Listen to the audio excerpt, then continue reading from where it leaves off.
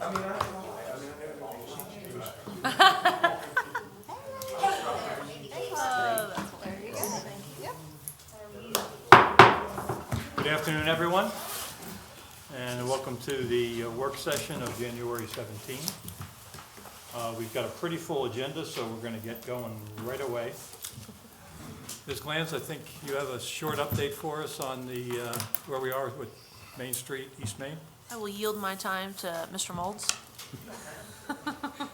Mr. Molds. Thank you, everybody.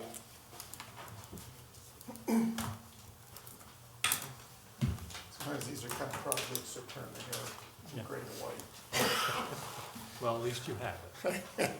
That's what you told me the other day. All right. Starting off, Main Street Master Plan, the project notice to proceed was issued October 3rd of this year, obviously.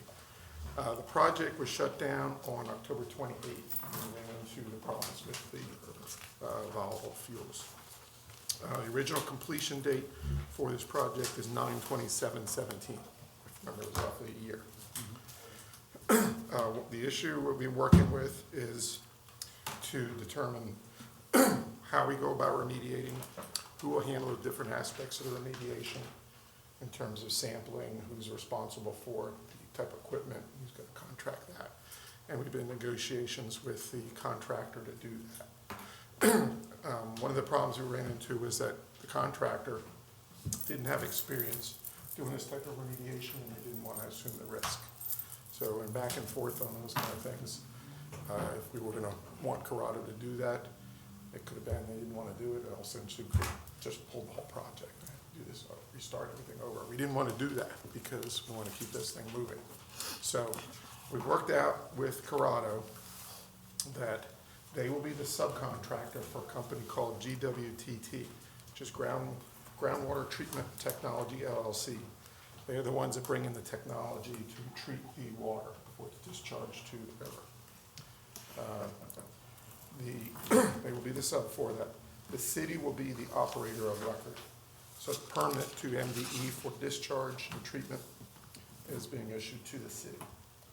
We submitted that back on the 5th of January, once we had agreement that we were going to proceed that way. And MDE has issued the permit for that. We haven't got we haven't got it in hand, but we checked back with them by phone. So that's for treatment and discharge.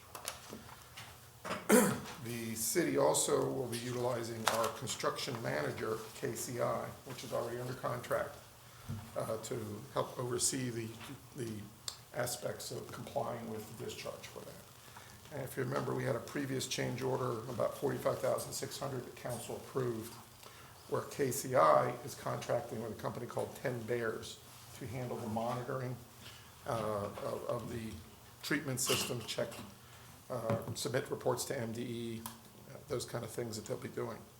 The city, in terms of saving over $15,000 a week, will utilize our wastewater treatment plant operators to monitor the treatment system on a daily basis, rather than paying either GWTT or Corrado to do that. So we've been able to work that part out. So the city will be the permit applicant for the remediation, and the operator. GWTT will provide the treatment equipment as a subcontract and to Corrado, and that'll integrate the pumping and the power supply functions. The way this works is contractors pumping out the excavations with their pumps, sends it over to the treatment units. They have a generator that'll be on site to run those pumps, and that generator also can run the treatment system as well through that subcontract. And then it goes through silt bags, goes through a frac tank to remove any fine solids, and then it goes through a two-stage activated carbon treatment system to remove any volatiles that go before the discharge. And we vetted 3 different companies that could do this type of treatment system. GWTT was the one that's preferable to the city in terms of moving ahead. Because one of the things they do is they actually do it in 2 stages. So it's pumped through, you can sample before it goes through the activated carbon. You can sample before it goes into the second unit, so that when you do get a breakthrough, you've still got another unit of activated carbon that's there. Where there's a redundancy that's provided in terms of the treatment system with that. So that's how we've worked things out and moving ahead.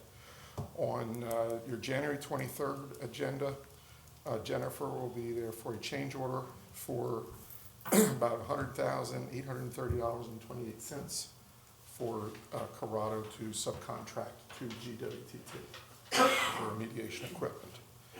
There will be another change order in February to KCI for them doing the remediation support work, which they've been doing. That's going to be around $20,000 to $25,000 with the supports and working with 10 bears on that. We anticipate resuming work on the 24th of January because they'll start prepping, getting things ready for the equipment. Probably take about 1 to 2 weeks for the equipment to arrive. But there's some prep work that they can be doing. We're looking at basically right now a project delay of 3 months. The remediation work, we're hoping will be a 3-month effort to get through this block that we've got to do where we've run into the problem from the test pits. Corrado will start doing some test pits further up in expectation to see where we go next, if we're going to run into this again. But theoretically, we're outside of the range of those other gas service stations that used to be there. So hopefully we'll be out of that, but we'll be looking ahead as we move on while the equipment's on site and things like that, so we can keep things moving. So if you recall from the previous discussions about our budget request, we had about $140,000 in contingency that was available for the project. We're using most of that for some of this remediation. And we have about $547,000 that's in that request that's coming out for a second reading on the 23rd to provide additional contingency for the project. And if we run into any other remediation on it. A couple of questions I had. One is, my understanding was we anticipated there might be an issue with petroleum in that area because of the car dealership, et cetera, originally. Did we or no? There was a potential that we built into as an alternate on the bid in the event we ran into something like that. But with the project was over budget, one of the things we took out and set that aside to get the contract down to it was to pull that out of the contract. And then with hopefully that we would not run into it. When the contractor bid the job originally, was that discussed with him? Because it's kind of funny that he brought it up after we're in the project and no. saying he couldn't do it. No, he didn't bring that up. That was ways of us taking it out of the contract so that we could negotiate that if we ran into it for it. That wasn't something the contractor came into it. Contractor's concern and having now to the extent of what we're getting into is just nervousness in terms of the risk associated with it. That's where they're coming from. Which The contract was also only specific in case we found a underground storage tank, which is Us. remediation than what we're having to do in this case. And leading to that, That's right. your other comment, in terms of, since we're using our own people to assist and reduce cost, if there's a liability issue, how's that determined? A liability issue in terms of, well, we have. Problem. If there's a liability issue, we are the operator. So in terms of a permit issue, we'd have to deal with MDE on that. That's the only way we could make this work. What we've done to protect ourselves is we've got KCI and 10 Bears, which is they're going to be the ones doing independent evaluation.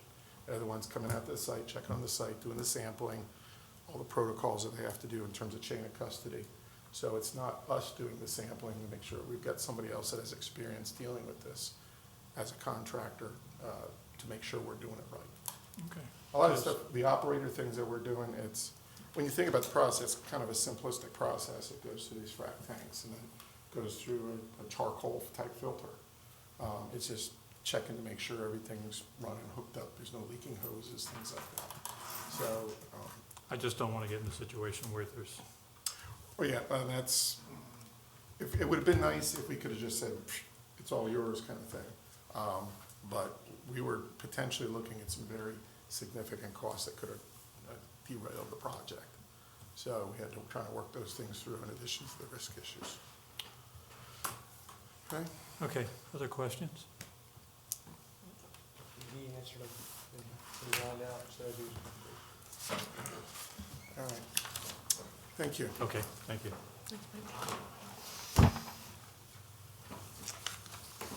Okay, Next up is Bill Garrett, discussion on laptops.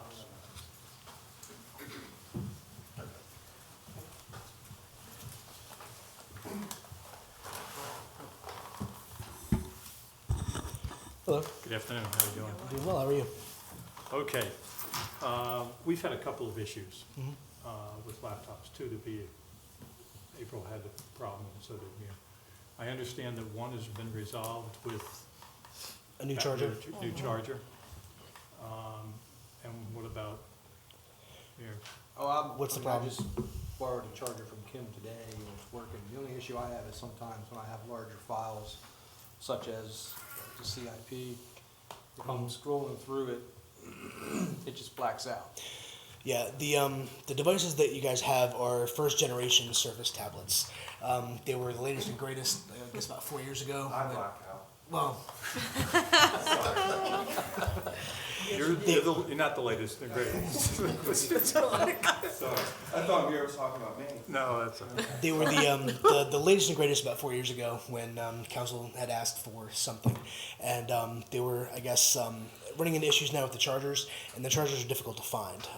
We had to source the last one, Kim, on Amazon, I think it was, and it was pretty costly.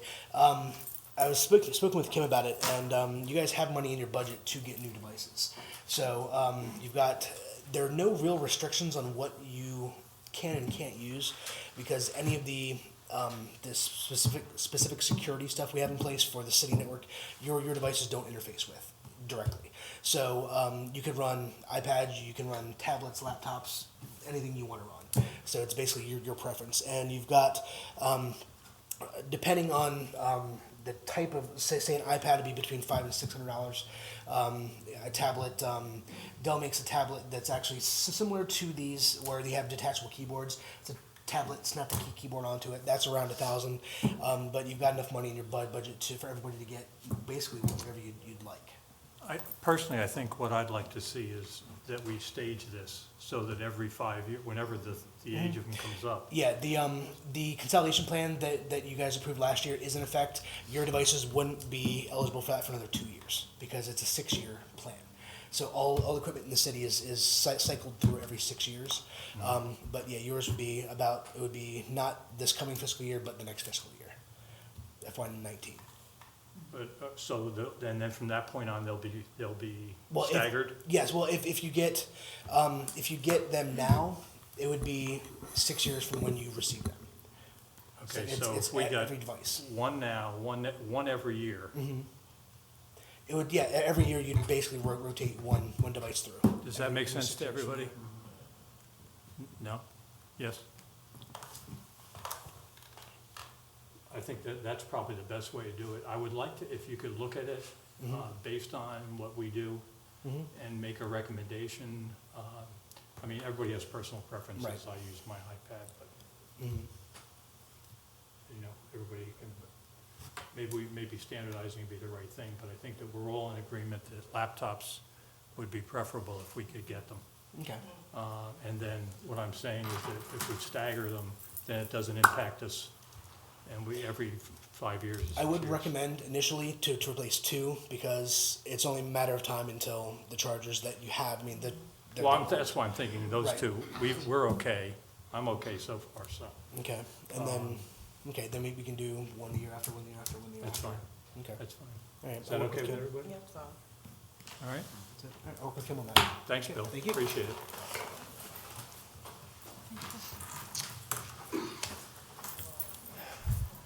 Ms. Glanz, you are up now, unless you're going to yield your time.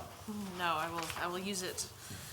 Before you is a resolution to update the Poplar Hill Mansion bylaws, and they haven't officially been updated since 2007. And hopefully you've all gotten a chance to read through them. The majority of the changes are minor, some just tidying up word choice, he or she, chairman, going to chair. We have changed in the language about the curator working directly for the city as a contract employee versus through the Friends, but we took care of that in last year's budget. There's a additional voluntary pro bono committee, records retention, updates for their marketing committee, and then some mention of more systematic budget, CIP, strategic planning processes. And we have quite a few members of Poplar Hill Mansion if there's any questions for them, or Mark if I'm leaving anything out. But it's pretty much just a cleanup effort. And they have reviewed them and are in support of all the changes. Questions or comments?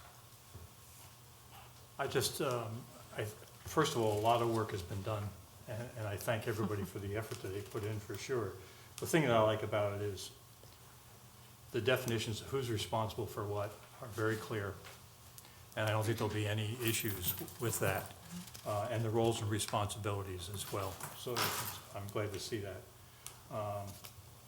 I really don't have any other issues. I think it's covered, well covered, so. Okay. Great. I just have a quick question. We had talked, the mayor and I had spoke about the adjacent properties next to the Poplar Hill Mansion. At some point, we have to start thinking about it being a long-term, sustainable on its own entity. We need to find out whether or not there's an update on the parking lot along the other side, whether or not the MDE work that was being done there.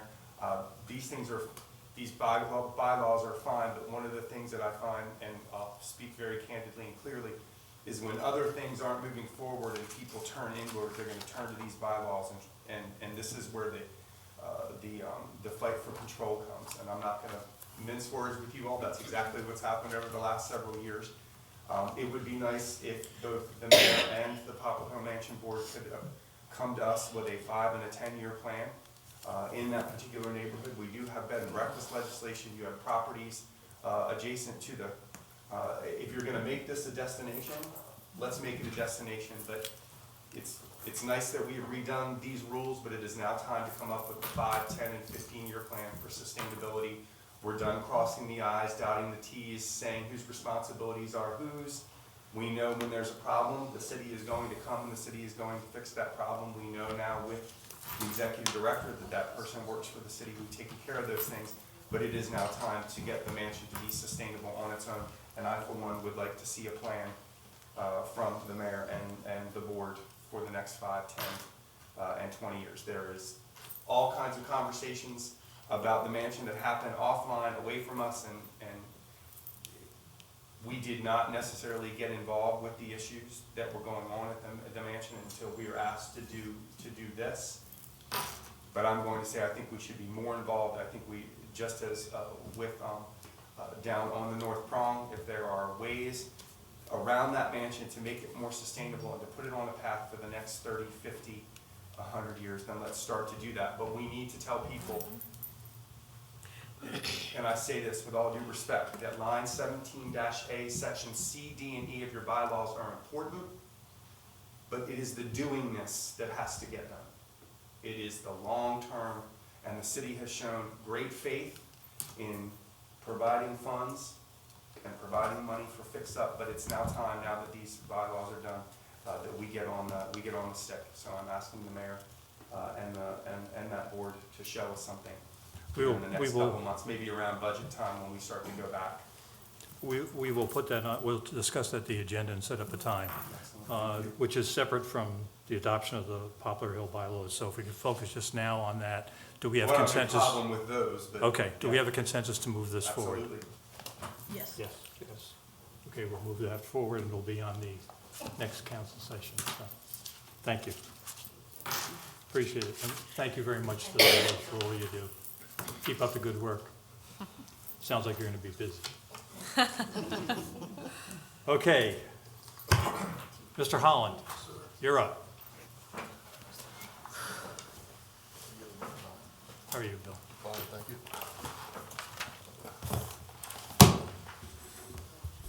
Good afternoon. Good afternoon. Before you is a draft resolution, which is going to authorize a one-year moratorium, building permit fees, plan review fees, plumbing, mechanical permit fees, also certain public works fees, such as the capacity fee and the central line fee for construction of single-family dwellings in R5, R8, and R10 districts, along with several planned subdivisions such as the Heritage Islet Farm PRD number 7, parcel C for detached dwellings, Parsons Lake Phase 1 and Sassafras Meadows. Since approximately 2007, new home construction has pretty much fallen off the face of the earth here in Salisbury and really hasn't recovered due to economic climate. I'm sorry, Bill, one more time. Pardon me? New home construction It's is pretty, what? pretty much fallen off the face of the earth here in Salisbury.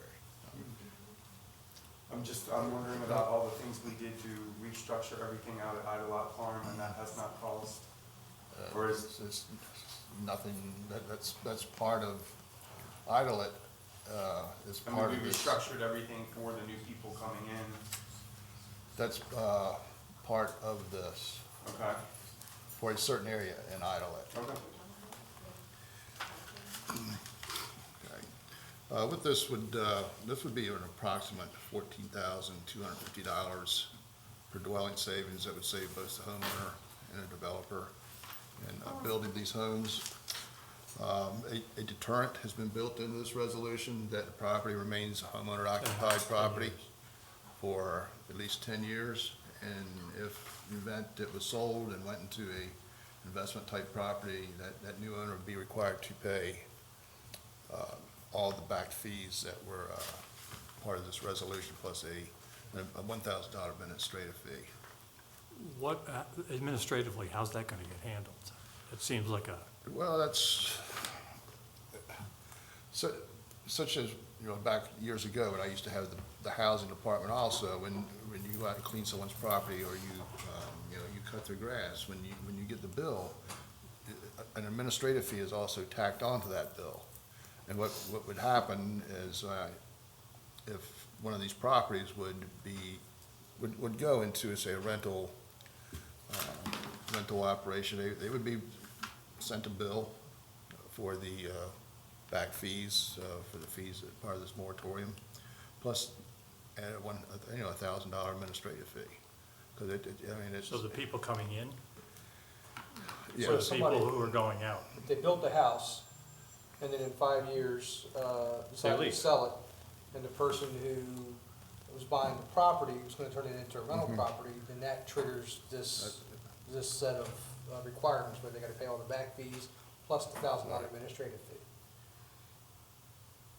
If the agreement is The for the rental, property, the rental person. if it turns into a rental, 'cause this would,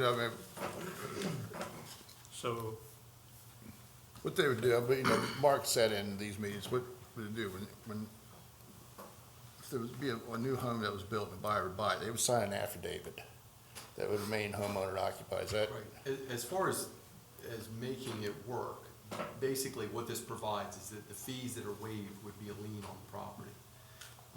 And if at the time, if I tried to sell the property to someone else, they would be a collectible lien at the time of sale. If I built it, lived in it for 5, and then decided I wanted to rent it, then the fees would be owed by me as the first owner. So we wouldn't have the transfer issue at that point. Then we would have to go through this collection process to acquire the property. The intent of the administrative fee would be to cover the administrative costs in the event that the city had to collect this money. And generally, our experience is it would cost at least that. I don't know, when you talk about attorney's fees and everything else that we generally have to do if we don't get it. But, I mean, that's the way it's supposed to work. And just to, to get you that $14,000 savings, which I didn't break that down in here, what it is approximately $8,500 is a central line fee, $33 is a capacity fee, and all the permits, plan review comes out to approximately $2,200 for a new dwelling. And again, that's all based on, the size of the dwelling, size of the lot, but that's a pretty good figure. questions? Why 10 years? Does it have to be 10 years, or is that a number that could be worked with? That was the number the mayor wanted to work with. The goal is to increase home ownership, and that was the number that we landed on. I think it's also similar to what we've done with the covenants, like on the properties on Delaware Avenue that we've taken in, it's usually the 10 years is a mark. Is what- And the other thought was if somebody builds these homes, 5 years would, you could live in it for 5 years and then flip it into a rental, and, you could likely wait 5 years, but 10 years is more of a, that would be a long-term investment to make it into a rental. So we're just trying to, I guess for me, I've been a renter and an owner, and I don't necessarily function under the assumption that an owner is a better property owner. I think, owners, it creates a different nature of issue in the community. Sometimes they're good, sometimes they're bad, just like renters. It's just, I'm hating this presumption that renters aren't as good as owners. And then, I just wonder why we're trying to manipulate the market. If the properties, I could see a 5-year term, because typically it seems to me that if you're intending to reside in the city for 5 years, then it makes sense to purchase. That's the rule of thumb that I've been introduced to take advantage of the tax incentives. But to necessarily tell someone, no, you have to be here 10 years if you purchase this property, Right. it becomes a disincentive. That's not what it says. They wouldn't have to be there 10 years. I mean, they could sell. They could sell to But they could another sell to individual, another not a individual rental. that's gonna be, that's But not they'll gonna be be- responsible for this, the money's owed? No, not if it's none of it, If the person that purchases it, when they choose to sell it, so then they are pretty much, it removes a potential buyer from the seller. So that narrows the market for the person that's in possession of that property. So you're saying right. that the city is waiving And the city's wanting to do that, I'm X just amount of saying, dollars? I'm not even necessarily sure that I to agree. specify, but you're saying the city is waiving X amount of dollars to the homeowner? No, To well, the builder. to- The to builder. To the builder, builder. to the builder. Okay, so if the homeowner decides to sell before 10 years, They have to sell to another Another- owner occupant. another Owner homeowner, occupant. they cannot rent. That's correct. that's correct. That's correct. And we don't have a shortage of rentals in Salisbury. No. We have an But we do overabundance. have a shortage of rentals in neighborhoods that are adding to the quality of life in neighborhoods. We have a lot of rentals in Salisbury, and they are multifamily rentals, where you don't have the same problem lots of times as you have in rentals that are in single-family neighborhoods. Yeah, Let me, can I say it out loud to myself, because that helps me a little bit, just to make sure. Somebody builds a house, and they sell it. Now, if they want to sell, if the person who bought it wants to sell it within 10 years, they have to sell it to another homeowner occupied situation. That's correct. Well, they don't have to, Well, there's Lord, 15 I don't like rentals, but I like freedom too. I'm like Miraboda over there. I like freedom, liberty, freedom. It just, the question is this, the question is which, and you're absolutely right, because it does limit the market, it limits who you can sell it to, it limits, so the question is just what matters most, because it's kind of it's a choice. So what's priority number one? We've said neighborhood integrity is what matters, and we don't want to see property values decrease, and we want to see the care, because it's not a matter of disparaging, one homeowner or one renter, because I've been a renter. Sure, and I took great care of my property, Yeah. Where I live. But the fact of the matter is, homeowners do factually, objectively, take better care as en masse, not one homeowner compared You know to. where Yeah. I am. Calls for Un service masse. in the police department But prove see, you wrong. I love you. I would Calls to the also, police department, I would also probably. put out there that this is a choice. So if the person's building the property and is gonna sell it, this is a choice to accept this benefit. They can also build a property and say, I don't wanna do it. It's an option. That's right. It's- So are we so- putting so- our eggs in the basket of new construction? Because Bill just said, new construction is not happening here. Exactly. Single family. Single family. For single family. We're ta- I will say this to you, and then I'll let people vote the way they want to. Until we address what's happening in the older neighborhoods, worrying about what's gonna be built new, that's all great and fine. That's where all those people who live in the older neighborhoods are going to flee. They're going to flee further out into new construction. And this is the older neighborhoods. This is for the older neighborhoods. This is what we're talking But about. if it's a new construction, where is new construction going to go in my neighborhood? This is for your neighborhood. Yeah, this Well, is- but there's 3 lots. There's But 97 but nobody's rentals. building in those 3 lots today. They're empty. And nobody's building on the Because empty we're not lots dealing in, with the problem of in- the house next door. Changing the situation on the vacant lot isn't gonna change the situation in the house next door. right. Well, I don't know what the situation in the house next The door house is that we're situation in not the house addressing, next but door. I know we, the city of Salisbury, are addressing. I'm not saying you personally, I'm saying until you address the number of calls for service and the drug dealing and the amount that the rent is, saying that there's a different set of circumstances for that lot next to it is not gonna change the present situation. Well, I think it can. I think it's possible that it can. I think it's one of the few things that can. There aren't many things, but it's one of the few things that can, is saying where we've got vacant lots in the city, in older neighborhoods, where nobody is willing to build, and they're saying, we've got builders, who are saying, we're willing to, it's just the margins are tighter because we can build the same house in Worcester County and get $25,000, $30,000 more, when we sell it. And if we build it in Wycomico County, we can't get as much. But if you reduce these fees, if you created this incentive, this government incentive like we did with the EDU bank, it changes the margins enough, it changes the math enough that, we'd be willing to build in Salisbury. And I think it's not just the builder's margin, it's also, some of these properties are borderline on when people are trying to get loans. So some of the added things in the past year with the sprinkler that's required, energy, and some of the other ones, the cost to build is significantly higher. And this is just one added thing that can reduce the cost to build a home that could be the difference in somebody getting a loan. Well, can I speak to that real quick? How much is that difference?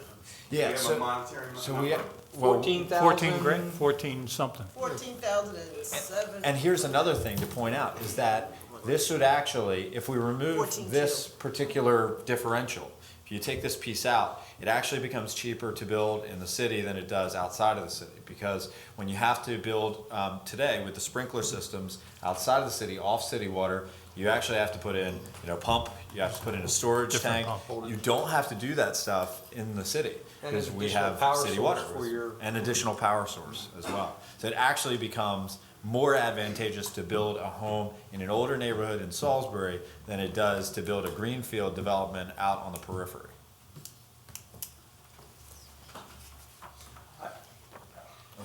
I don't want to disagree with you, but I'm not exactly sure how you can say that out loud without an example. Where? I think we have multiple here today. We've got That's fine with me. a builder, we've got the Greater Salisbury Committee, so Jamie or Mike, we brought them in to speak if either of you, or if you're willing to, Mr. President. Yeah. Mr. Dunn has filled out the appropriate form, so. Thanks, Kim. Hey, so I'm Mike Dunn. I'm the president and CEO of the Greater Salisbury Committee. I'm also a resident of Forest Lane.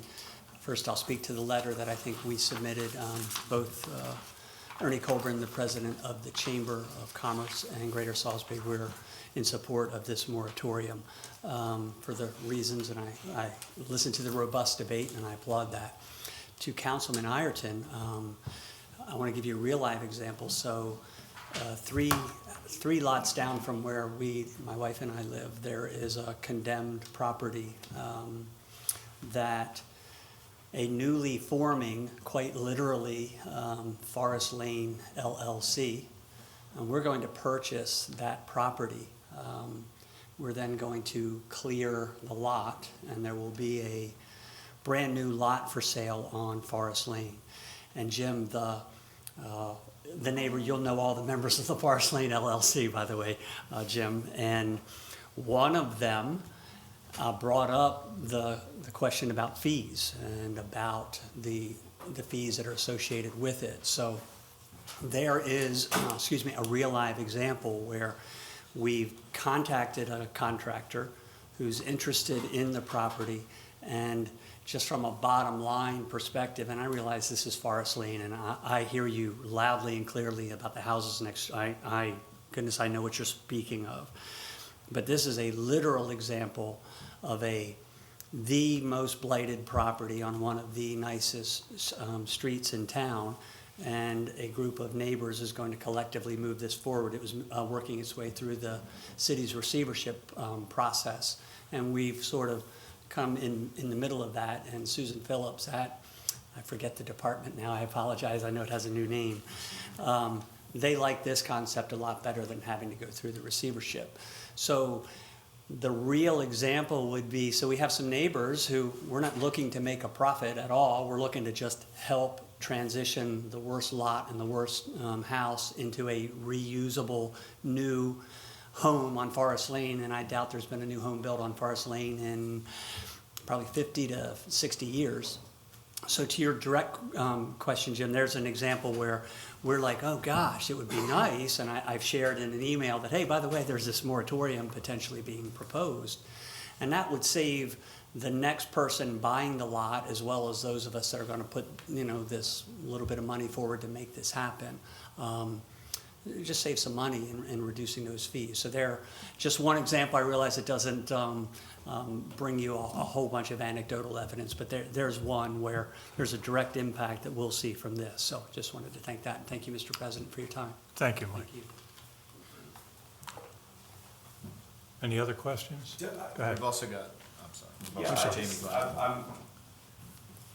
I think that's perfect for that street.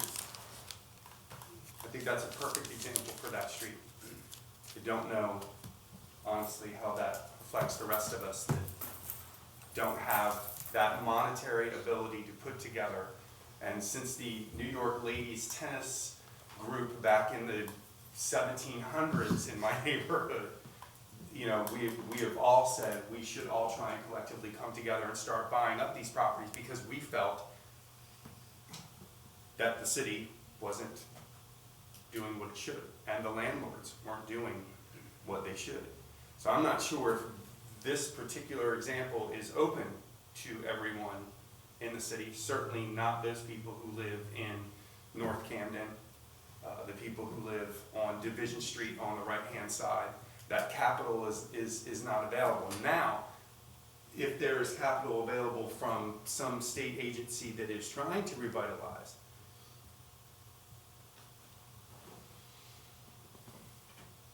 but again, I will say to you that coming up with a different plan that doesn't address what's going on next door, what's going on North Division Street right now,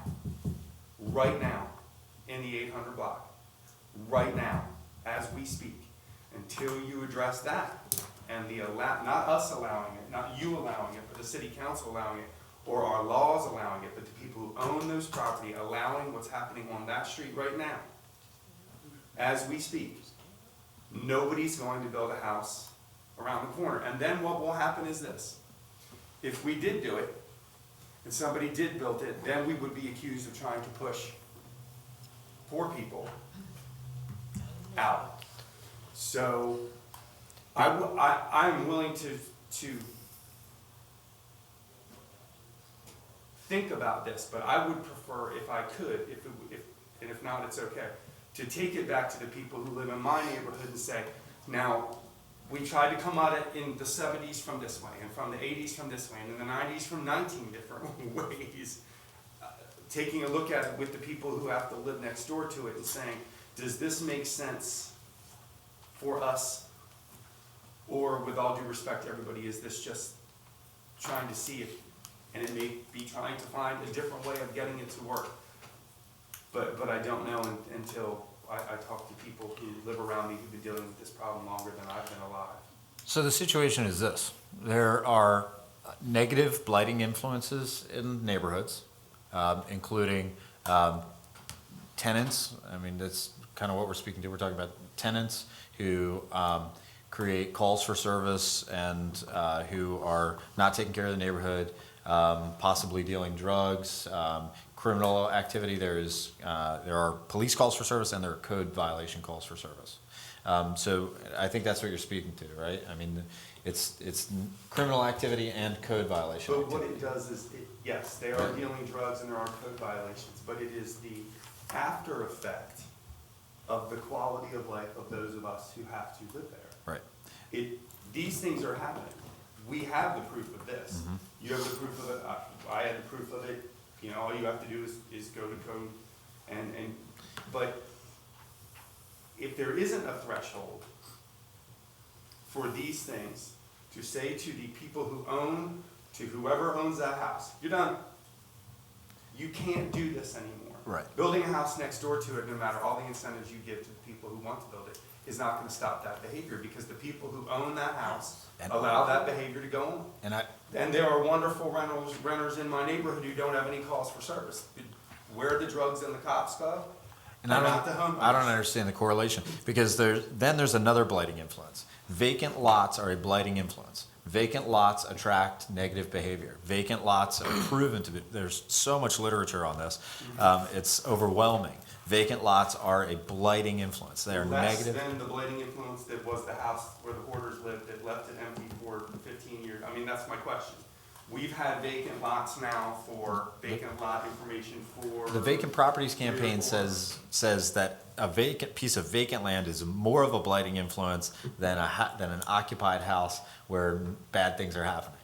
Believe it or not. I mean, that's just. Well, I would tell you from our experience on my street. But both are we would bad. rather have the lots But- than what was sitting there on that lot. Understood.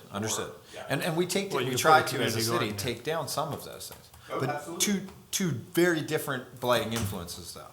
And you have an opportunity to change through policy, and create opportunity to change one of those blighting influences.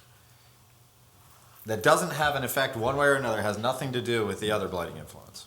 Putting a house that is occupied by people, that is owner occupied, where they're tied to that thing and they're tied to its value and their wealth is tied to that value, has nothing to do with the blighting influence of an occupied rental. And I can understand You know saying. what I believe? I believe the two guys here at the end of the table want exactly the same thing. Yeah, you do. I think that it is my disagreement that incentivizing it. I think if I could, I think we're talking about two entirely different things. It's not gonna resolve the issue that you're speaking about, Right. this, but I will almost bet, because I'm willing to vote for it, I'm almost willing to bet that it is gonna be an incentive to address the one issue we have with vacant properties. That's vacant lots. I think that this would be good for Idlewild. I just wonder if it has to be 10 years. I would like that time frame to be constrained as narrowly as possible. Well, could there be an option where for 5 years you get this, 10 years you get this, let the person who's taking the benefit, what was it, 10, 12 years ago, that the federal government offered you so much money if you were a new home buyer, and then you paid it back Right. over time. Over with 5 taxes. years, There's, I know, I've got family who did that. So there's different options like that. And there's people who could come in to buy a home that could combine several of those things. And it could put, this is one thing that could put people who normally In a position. might not be able to purchase a home into that category where combining several benefits, they're able to buy a home. So if I Maybe give them may. an 5 years, and then here's a 10-year option. So if I may, I don't disagree at all with what Mr. Russo is saying, and I don't really disagree with what you're saying, Mr. Boda. But the question is just this, and we've been in this situation before when Ms. Mitchell and Ms. Shields were at this table, where sometimes when we're talking about these things, we start saying, we start talking about a value that we've all kind of said, that we've agreed has major economic benefits for the community, home ownership, major policing benefits, major quality of life benefits, and then we think we're attacking anybody who rents. And let's remember that that's not what this conversation is. There's just from a home ownership standpoint, we know that there are more economic benefits, more quality of life benefits, more neighborhood integrity and community revitalization benefits. And that, you know, just from a factual, objective basis, not from an emotional, I have no problem with a renter. I have no problem with a homeowner. I have no problem with a landlord, so long as everybody takes care of what they're supposed to take care of. It's all about behavior. But at the end of the day, to get to your point, the question is just this. And again, I don't disagree. So we could say 5 years instead of 10. The question is, do you want that? Do you want to guarantee, like our community has tried to do through 4-2 and other things? Do you want to guarantee that you have an increased likelihood of home ownership? We've set these goals on home ownership. We've set these goals that we want to meet, and we're going to miss our targets if we keep steering away from it.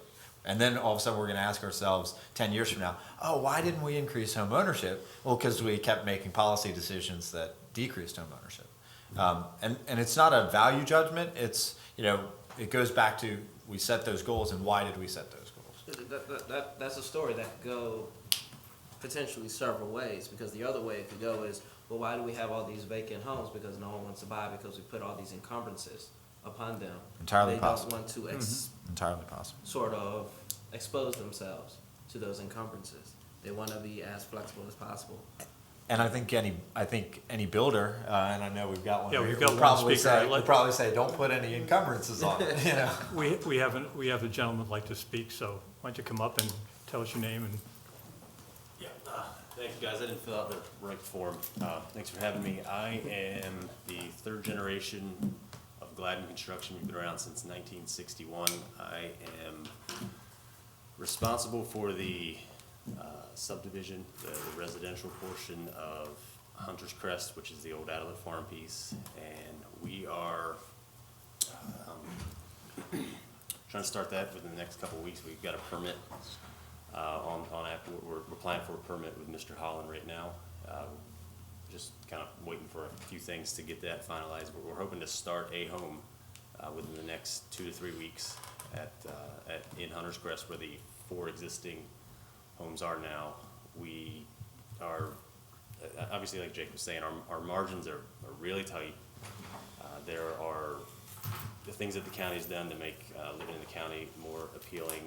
They've lowered their impact fees. I know that affects the city as well. The governor has gotten rid of the bat system requirement. So that's, if you know anything about that, that's probably a $20,000 to $25,000 septic system that basically gets cut in half. And that's one thing that, obviously, we don't have that in the city. We've got we've got the public utilities that I think are going to be attractive for a lot of people. And there's no residential, no planned communities in the city. I don't know, the last one that happened was probably 10, 12 years ago. I can't even remember it off the top of my head. We know there's a desire to live in the city, but there's really no inventory right now. The foreclosures are kind of gone. And we've met with Bill Martin and a couple of the other local real estate brokers. So the foreclosures are gone, and there's really no inventory. There's nothing like this that we've had recently to even promote. So obviously, we're in favor of this, and thank Mr. Holland for drafting that, and thanks for your time. Thank you. April, any comments? Do we have consensus to move this forward? April? Yes? Yes? Yes? No? Simply for the sake of it, I'd like to talk about it more and get more examples, that's all. Not that I'm not, something this big, 1 half-hour discussion, just to me doesn't seem to be enough, that's all. Okay, Artie? In agreeing to this at this time, does that mean I'm agreeing to this 10-year figure? Because we'll vote again. No, And I mean, I'm not opposed to this 10-year figure. I would just want to see something that would indicate to me that that is an appropriate figure. Because the voice that won't be represented here is the consumer. The builders are going to be open to anything that allows allows them to put up the property and sell it. And ultimately, the consumer, and sometimes you get what you ask for. You put too many encumbrances on properties, they end up empty. And at that point, the builder's gone. With all due respect, I'm glad to see something go up there. I just drove past it today. I live in that community. I would love to see those communities growing. I just want to make sure that the consumer's in a spot where they have flexibility once they take on that property. So, we could discuss that number.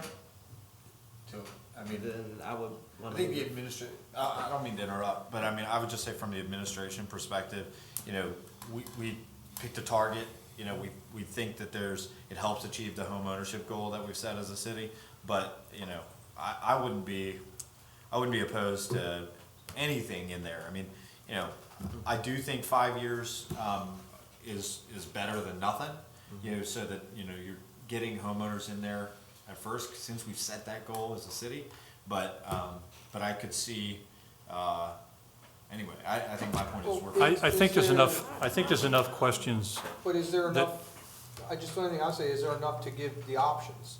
Where, you know, if it's a, you know, no, we don't want any encumbrances, we'd like the 5-year plan for 7,000 or the 10-year plan for 14,000.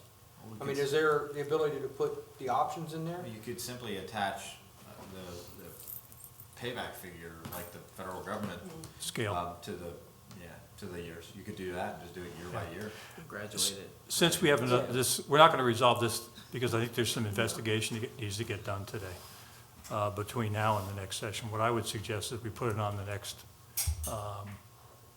work session. We can do that. And then Come it will back give with Mr. Ireton the time to talk to his constituents. We can get some ideas and throw some things around. And if you could give us like the options that you're thinking about, before we get to that meeting, then we can proceed. Is that okay? Have we agreed with it? When would it come up on the agenda? 2 weeks. 2 weeks from, 2 weeks from today. 2 weeks, That and works then then. putting it off to The next, the week after next, we'll discuss it again. Move it to work session. Move it to the work session. Is that okay? It's okay with me. Well, I'd like to see it move forward, so I'd just like to be able to play with that number a little bit, so I'm. That's probably the best way to That's do what it. I'm Yeah, I think it is, because it'll give us time to do what ifs. It's forward progress. It just- Conceptually, we've got 3, so we can move it forward. But I think that we need to answer some of the questions that, And that way we can respond to what to the point you're making. All right, fine, thank you. okay? All right, that's what we'll do. Thank you, Bill. Appreciate it. So Ms. Nichols, we'll make sure that's on the agenda for the agenda meeting tomorrow. Okay. Okay. Yeah. So, Ms. Clance, you're up. So last week, or last council meeting, you approved a budget amendment to move, usually we do these in 2, this one we split it. So the Greater Salisbury Committee gave a donation for the youth summer program, and that put it into surplus. We're just trying to put it back in Mike's account, so he'll be excited to get $756.15 in the water and sewer account. So normally they just go side to side and we just miss the mark there, so. Okay. Any issues with that? Putting it in the right bucket? We okay? I'm fine. Okay. Don't spend it all in one place. We have consensus. Thank you. I'll move that forward. $750, that's good stuff. $700, sweet. Okay. CIP. Mr. Mayor. yes. Mr. Cordial, you want to join me? No, we're fine. We're fine. I don't think we need, and the other discussion, I'm not sure about. Smoking? Code modifications? Up to you. If we have questions, we'll. I can That's come fine. back. I mean, I'm just going over across the street, but it'll definitely save you guys some money when you might take care of it. Yeah, that's fine. Go ahead. We always love to save money. Okay. Call me if you need me. Okay, that's good. Sure. That we can do. Well, Good afternoon, Mr. Corddry. Good afternoon. Mr. Mayor. How you doing? Oh, peachy. So we are here to discuss the FY 18 to 22 CIP. And so Mr. Corddry is going to give you a bit of an overview on the CIP and what the capital improvement plan planning process consists of, some of the guidelines that we use and have used, and then I'm going to do kind of a project by project pretty rapidly. We'll focus on questions that you have first, and then we can get into project by project if necessary. Okay. Keith? Okay, just a quick review that the CIP plan represents the city's multi-year plan for maintenance and improvements for a 5-year period, FY18 through FY22.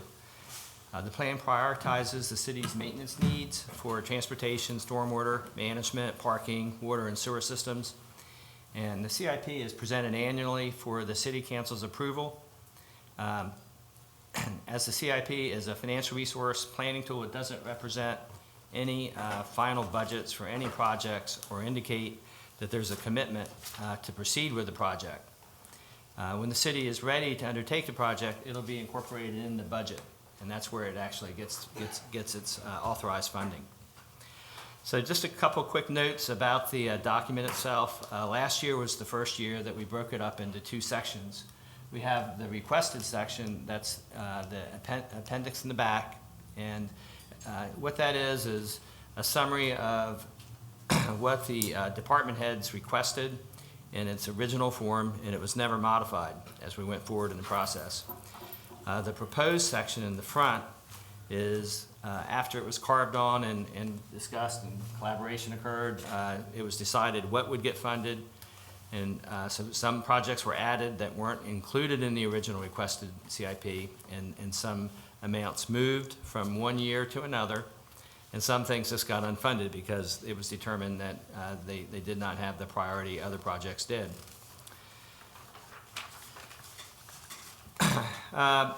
And a couple years ago, we did set some structure that took into account our funding source constraints.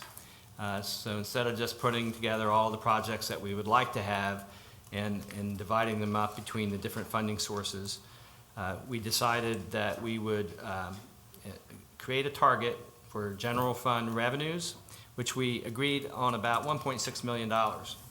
And so while it's a target, we don't interpret it as a restrictor. So you'll notice that in the general fund, we are anywhere between 1.6 million and 1.9 million, in that range, for funding projects from general fund revenues. Similar, we looked at the bonded debt. The financial policy says that we have to adhere to not exceeding 10% of our general fund expenditures in debt service. So we keep a close eye on that and make sure that the 5-year plan stays within that guideline, that financial policy.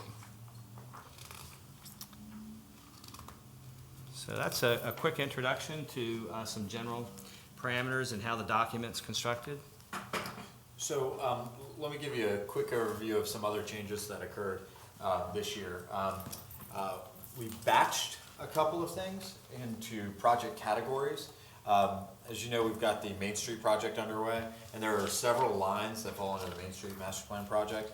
The same is true under City Park Master Plan, which are some early projections based on the planning process that the Parks and Recreation Committee and consultant have undertaken. The Zoo Master Plan, the Urban Greenway Plan, and the Bicycle Master Plan. So rather than just have them listed, we kind of batched them just so you can look at them as a group. I also want to point out that unfunded doesn't just mean not a priority and not something that's going to get done, but it's just 6 or more years out. So it's still something, my personal philosophy is it's good for us to track it, and if we just lose it, or if we just assume it's being accounted for in some plan, we may not ever see it again, or we may not be cognizant of what's coming the next year or the next year or the next year. So just a planning process for us to think about, kind of these batchings as well as that unfunded, not as we said no to it, but just as that's next, that's year 6, 7, 8, 9, 10. So, I'm pulling up this chart and laughing because it's pretty hard to read, but hopefully each of you on your computers and surfaces can read this. Again, we batch things by department. So you've got government office building upgrades and improvements, then fire, police, and public works. As you can see, as you go down in public works, you can get down to City Park Master Plan is the first. We've broken it up by phases, and the phase descriptions are kind of generalized, but as the City Park Master Plan comes and you see that work that they've put in, we'll be able to kind of dig more deeply into exactly what the improvements for each phase are. The same is true for each of the other subsets of those plans. Under grants, we intend, based on our conversation with you when we went through the South Cap property process, to go after the strategic demolition smart growth investment fund grants. The skate park we've gone after and are continuing to go after the community legacy grants, community development block grant and community parks and playgrounds grants to finish that project. And so that should be finished by fiscal year 19. You can see the Riverwalk bulkhead extension is shown FY22. That bulkhead extension is the portion at Market Street at the foot of Lot 1, the lower level of Lot 1, Market Street area. We applied this year for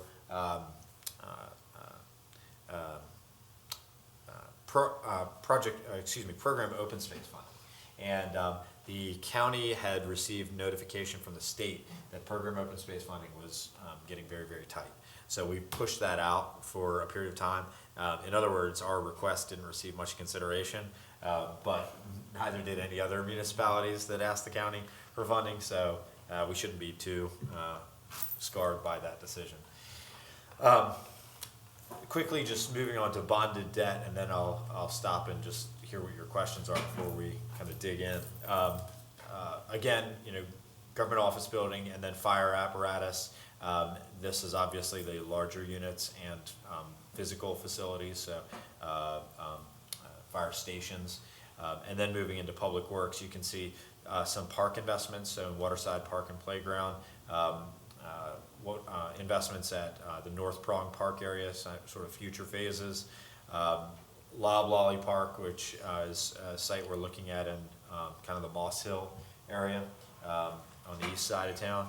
And then the service center facility improvements. We're continuing with that work, planning on continuing with that work in the next year, so immediately, with a plan that we can dig into, including a demolition this year. Continuation of the Main Street Master Plan process.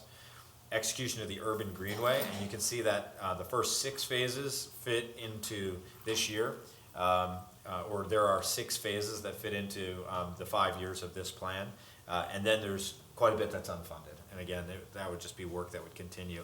We can't afford to fit it all into the next 5 years. Moving on to 5 phases of the Bicycle Master Plan, the first 5 phases, which are all new facilities, would fit neatly into the next 5 years. You can see this kind of stair steps down. Phase 1, highest priorities due right now, and same based on what the plan recommended. And then the 6th phase, which is improvements to existing routes, would be pushed to unfunded. And then streetscaping plan, so improvements. Continuing with our new streetscaping standards that we have for the Main Street Master Plan, and will go in on throughout the Urban Greenway, would be added to other streets in the corridor that are in our adopted downtown master plan that is requiring streetscape improvements. And that's just the same elements that we approved in our Main Street Master Plan. Contributions, moving on to contributions, you can see that a lot of these are from the, related to the fire department. And the expectation for these items is that there's an agreement with the volunteers that these would be volunteer-funded projects. Culver Road, you can see that listed in contributions. The intent there is that it would be developer funded, so that it would be a developer contribution. There is a planned residential development adjacent to that, and we would like to see the developer pay for that, that road. The Jasmine Drive project is underway now, and negotiations are underway now. This is the project where America's Best Value is, and the property adjacent to that. Skate park contribution just comes from the skate park committee, the local skate park committee. And the remainder are related to the zoo, so the zoo master plan elements. So those contributions would come from the Delmarva Zoological Society. Lease purchase, this is typically vehicles, so you can see these are vehicles listed here. And then in-kind services is the final category for skate park. Before I get into water and sewer fund, can I stop and take any questions or comments you have?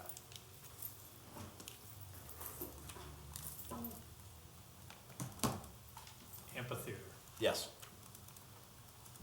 Tell us a little more about it. Is there a possibility we could do a public-private there Possibly. with a sponsor? So remember that we funded a portion of that in this budget Right. this year. So there is a committee that is working on it, including already a donation of architectural services. So I think there's a possibility. There's conversations with the university and others in that discussion. So I think it's possible. I think it's possible. Did you have a question? You were talking before about the tie-in with the park.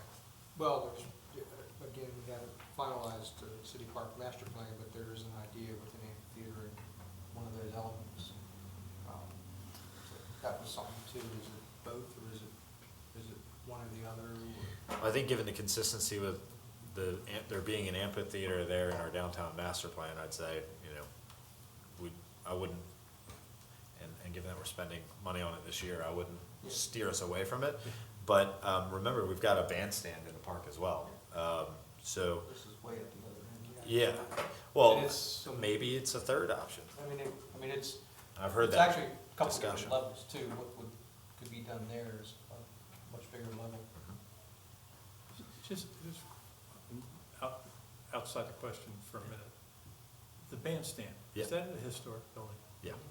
The entire city park is covered by a Maryland Historical Trustee as well. So everything in it.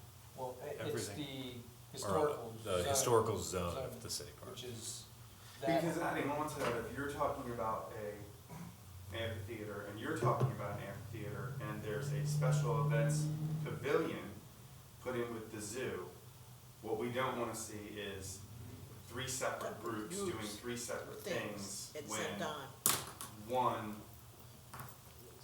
in a centralized location in the middle of Route 13, which would be the centralized location, is a better place to do it. So I just wonder if it might be a good idea for you, not us, to get all those groups together and figure out if everybody's doing what everybody's doing, to make sure we don't have Right.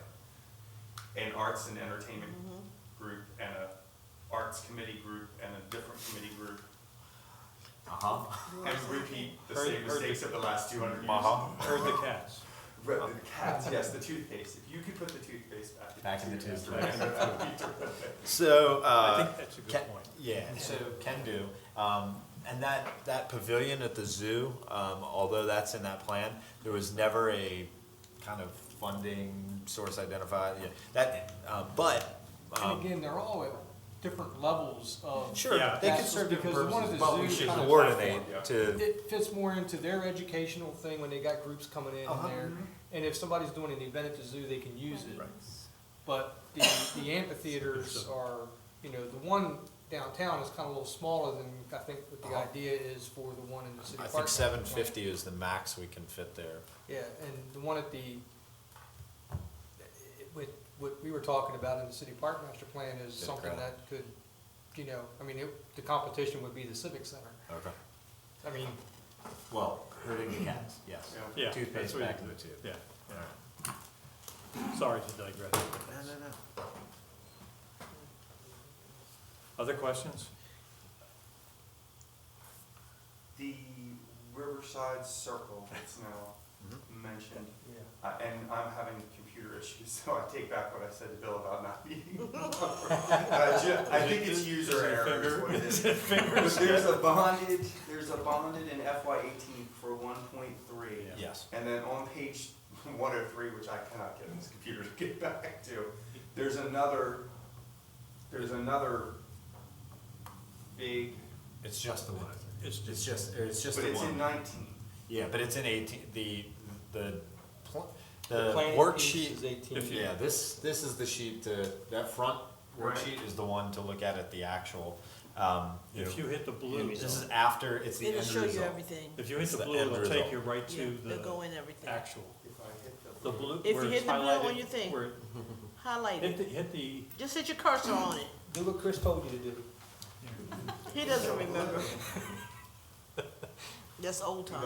I don't have blue. well, you're special. I know. You might be in another one, then go out and come back in. Oh, I think I see. He's gotta go back in. He's gotta go out I and see go what back you're in. saying. God, Jim, even I'm ahead of the I just game. found page This 103 to talk about the circle. We can go, you can jump to it. Take you there. Okay, all right. I think I see what he's Well, let talking me, about. yeah, I was gonna stay here for this. One of them has, Yeah, here's why. Because the Riverside There's- Circle is it, oh, okay, you have it in 18 and in 19. Here's the difference. Okay. The funding that we put in this year, the funding that we put in 17, is all of the traffic studies the traffic study came in way under budget.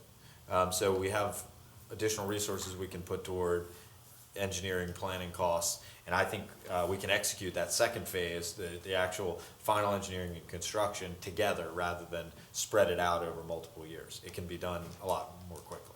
There's not a good reason to delay it if the traffic study says do this and if the engineering says do that. I guess my question I is still have a really not million the money questions of about it, the whole is thing too, so. can we see the traffic study? We gotta wait until the end of that, because that's not been done. It's not finished. But yes. Oh, but it came in under budget. Yes. But no, you're right. I mean, we can't make the decision to actually do it until we see the results of the study. Okay. So it's in 18 and in 19, depending on what time frame it comes into. It's all in 18, according to the CIP. By the time we get to budget, we'll have a firmer answer on whether or not that's the route we want to go. I don't know, it's a planning document. We may have to Planning go, document. depending on what the engineering study says, it may be Right, Plan B, maybe maybe just Plan B. I'm gonna go and find my blue one while we're going through this. Go ahead. Anything else? Any other questions on it? All right.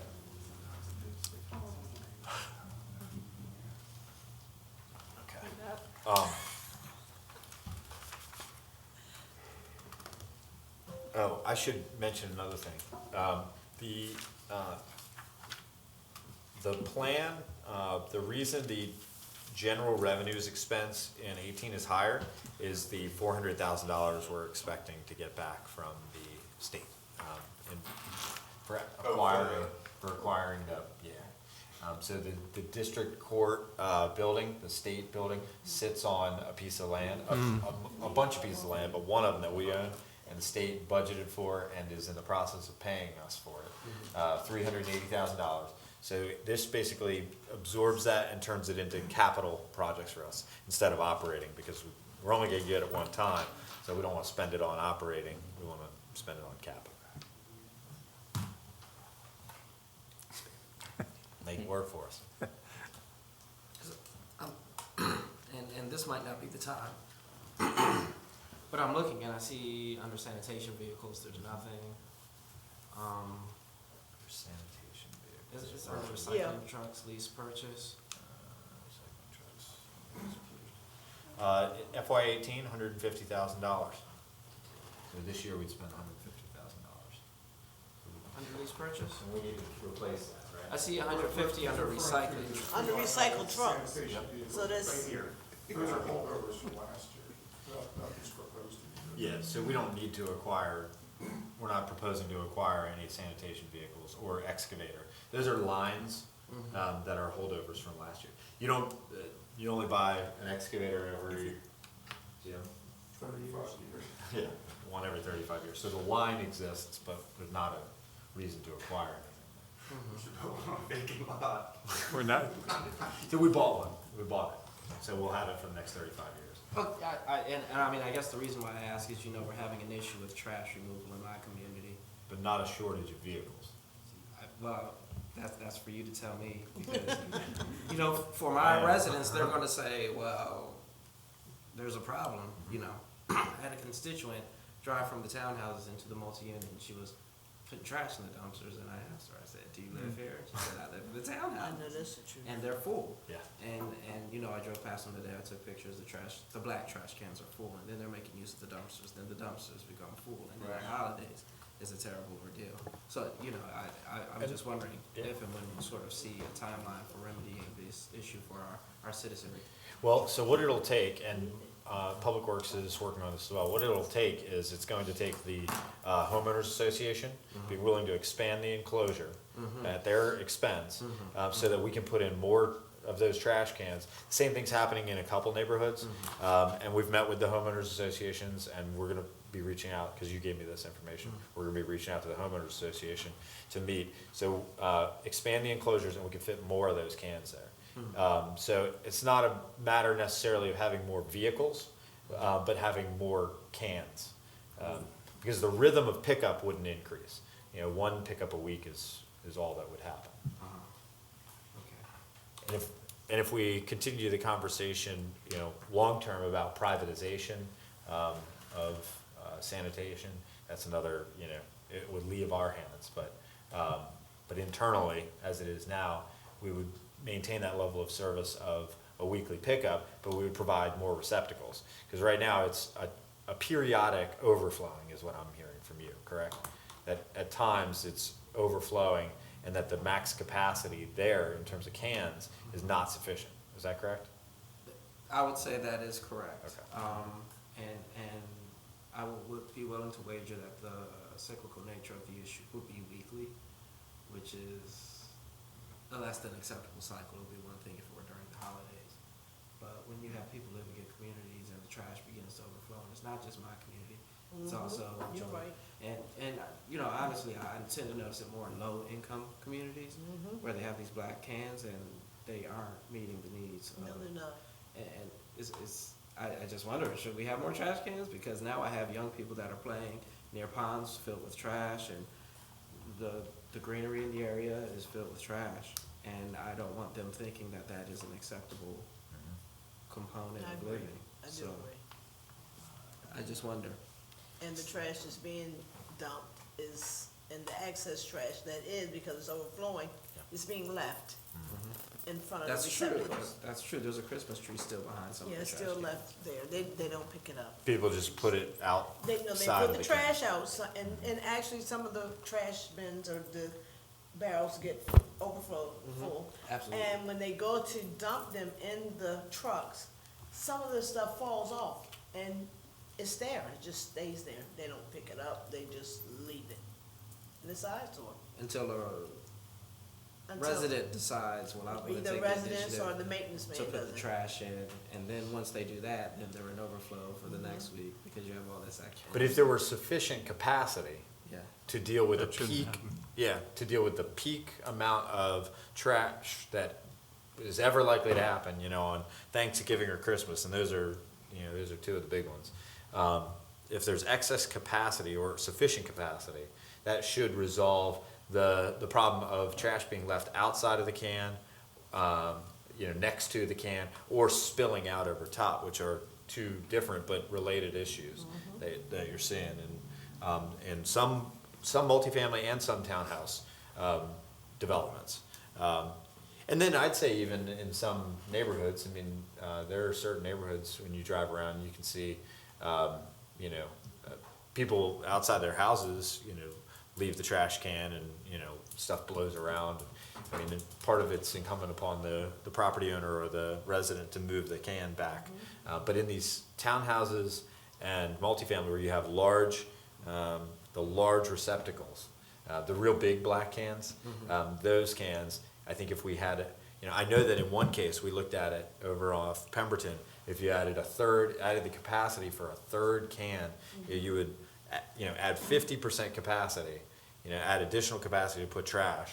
And so then it would just be a matter of, okay, when the trash But truck they have to be comes, you pick it up. purchased, right? What's that? Those receptacles have to be purchased? Yeah, the HOA. Okay, and even if it's an apartment complex, they have to purchase the owners of the, Well, some apartment complexes have Do private private, collection. yeah. no, these, what I'm talking about are city, and they have to purchase them from the city. The big City ones. picks up. The big Yeah. ones. That's why Conoco Village, some of the, that's a new picture. I think, Cause they have city pickup. right. Okay. If they've got city pickup and they've got to acquire it, but some of them have the very large cans. And what's the size of the super large? I want to say 600 gallons. 600 gallon. But yeah, if we can add 50% capacity to every single station where they've got trash cans, I mean that would be Do a some of significant these game changer. I would think. HOAs and apartment complexes, do they have recycling too, more than just cardboard? So Ours do. That might be the other. Yeah, I was how do thinking we- about How that. do we convert some of these places to recycling? get 'Cause people that to will recycle more. Reduce some of the capacity as well. That's just because with the throwing in the trash, the stuff we don't wanna go into the I dump. know. Well, But that's behavioral. that's another whole issue because, Not non-capital, but still. I will bring it up again, and I'll bring it up until I see a change in the way that we're dealing with this situation, because I just don't want people having to live in this ordeal. You have a lot of people who are coming from other places and dumping there as well. I Oh, can yes. tell you that's what happens in my I catch Conoco them, Village. and I is rate that their tag all- over there. Ours Yes, everywhere constantly. Carmen will come and clean for Wycomico Village, everything looks stellar, the city's just emptied the things, and overnight, it's 6 mattresses, 18 chairs, 4 bureaus, and I'll say to Ms. Piper, you done something out of your house? She said, I didn't step outside my house in the last 24 hours. So part of that's just gonna take enforcement, neighborhood watch and people watching and saying, hey, exactly what you did, which is, you don't live here, do you? Security camera. Please don't throw your trash in our. Well, I didn't say that to her. I completely appreciate it. And, when we're talking about people in the townhouses, they have offspring and children produce a disproportionate amount of trash for whatever reason. They're just magical. And But children producing more trash? having been there, you are correct. They are magical, yes. My trash can never used to fill. You are correct. Because I Never. I empty my trash every so, night. I wouldn't say no. Magic is one word for it. Never quite heard it that way, but Well, I empty It mine works. every night, and whether it's full or not, I just don't like trash in my house overnight, so. Oh, yeah. It's something that we'll maybe discuss another time. Could we move, I don't know whether or not we're at this part, but I was gonna ask a couple questions about, the street reconstruction program. go right ahead.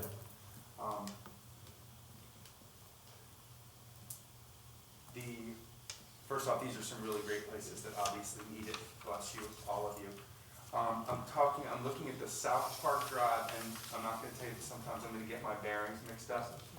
The South Park Drive from Beagland to Memorial Plaza.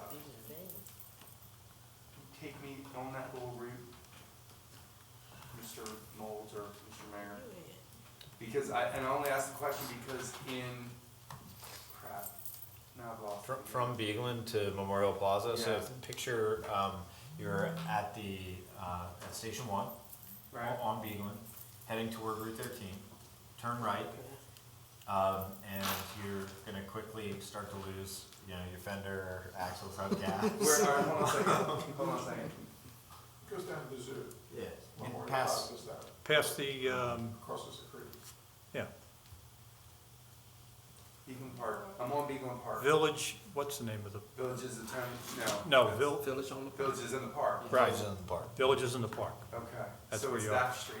And remember that with the GIS condition code, we're trying to just prioritize all the bad ones and just tick them off all the way through until we get to a place where we keep everything at a relatively high level. Right, now in FY '20, it says South Park Drive again, Phase 2, Memorial Plaza to Beaver Dam. Is that, the other one says Phase 1, Beaver Dam to Memorial Plaza. No, it says Beaglin to Memorial Plaza, and this is Memorial Plaza to Beaver Dam. So Beaglin to Memorial Plaza, Okay. where you cross up to the Civic Center, Okay. and then continue on to Beaver Dam, which is, By the where that Elks. is, where you enter into the park. Parking, Across from the Elks, right? working toward East Main from, Correct. you know, And I see we're coming from the other direction too on North Park Drive as well, in the prior year. It's not the section between the firehouse and the zoo, correct? Station 2, you mean? Mm-hmm. What part of that's in Station 1. Station 1, that's Yeah. right. Yes. If I'm at Station 1, are you paving right there and then heading back towards the zoo on that street? South Park Drive, that was the idea.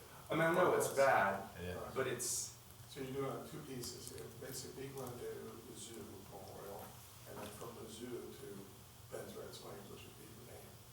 The old bridge across the King.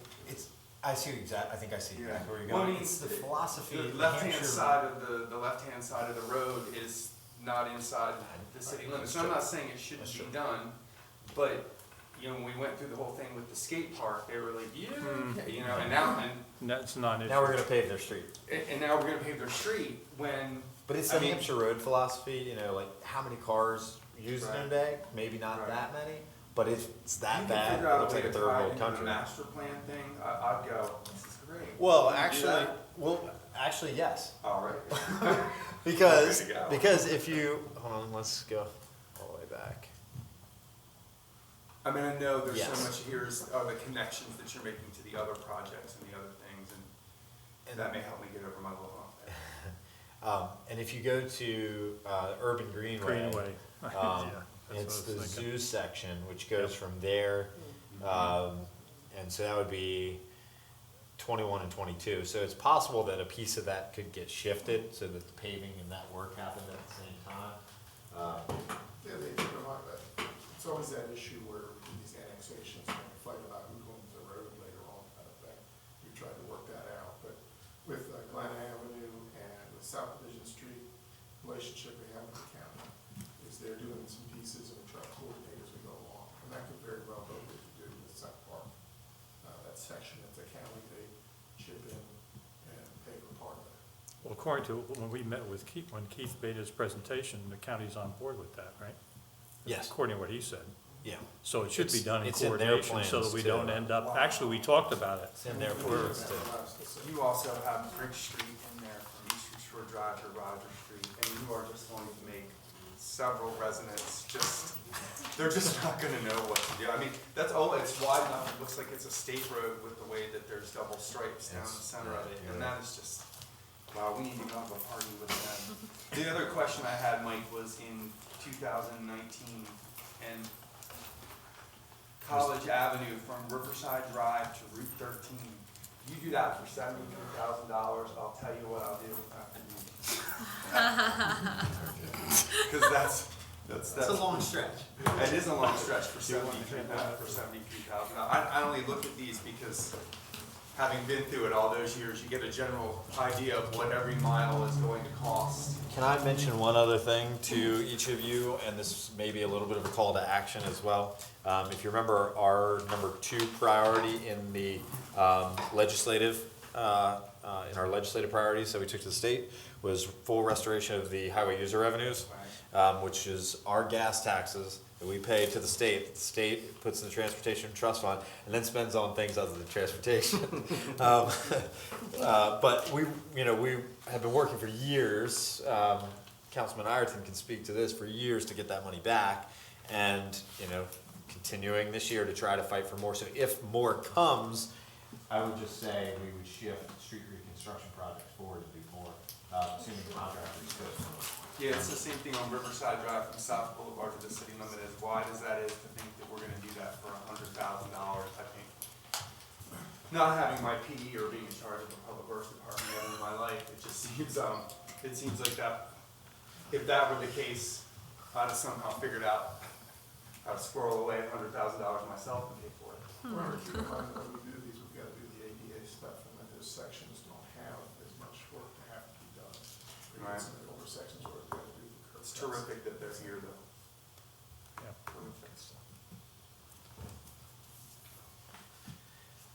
There are also, I should mention while we're on curb repaving, sidewalk, things like that, there are also projects that you won't see in here that we are putting in our CDBG application that you will see when that comes forward, which includes an expansion of sidewalks in our low-income neighborhoods, especially Church Street.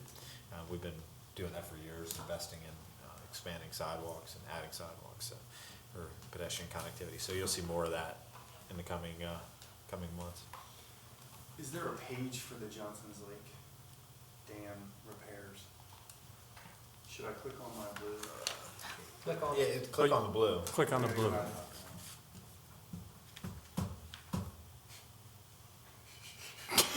Doesn't say beat, click, not beat. They have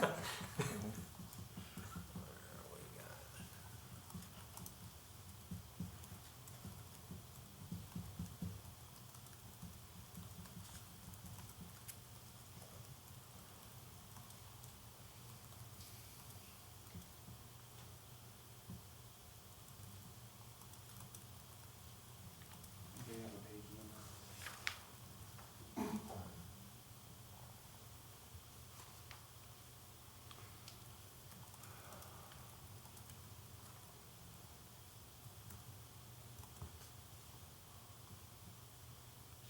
Just can't find it, but Yeah, to be honest, I thought that was this.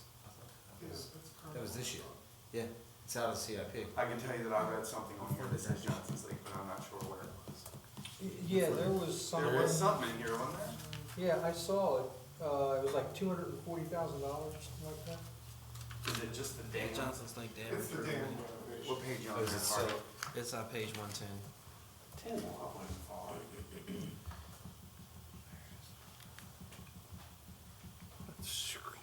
Oh, there it is. You can do control F for Peter Johnson. I just wanna do all that. Just, 110. Okay. is it it? Yeah. Sluice gates. That word's in there just for you. 3 existing sluice gates that drain Yeah. Johnson's Lake are accessible only by boat, climbing from a boat, small concrete deck to operate valves, be treacherous and so Will this be the end of this? Because it just seems proverbially for the last 30 years, every year, there's something about this area, this dam, this spillway, this. It's a constant maintenance thing that we gotta do, but it's been going on for quite a time to get to that point. So that's why it keeps coming Right. up and everything. One of the things too we're working on is trying to get control of the, end of the dam on the Johnson Lake side. Okay.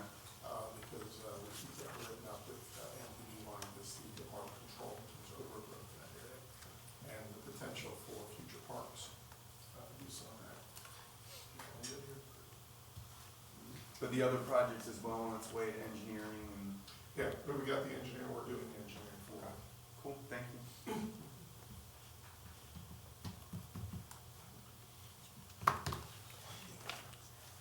Any other questions? That was under stormwater, that's why I had trouble finding it. Oh, okay.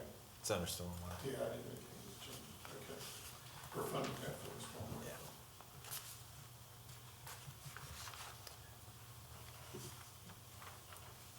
Want me to move on to water and sewer? Yeah. Okay. Moving on to water and sewer, from the enterprise fund, there is another Main Street project. This is the Main Street storm drain, just part of that continuing work.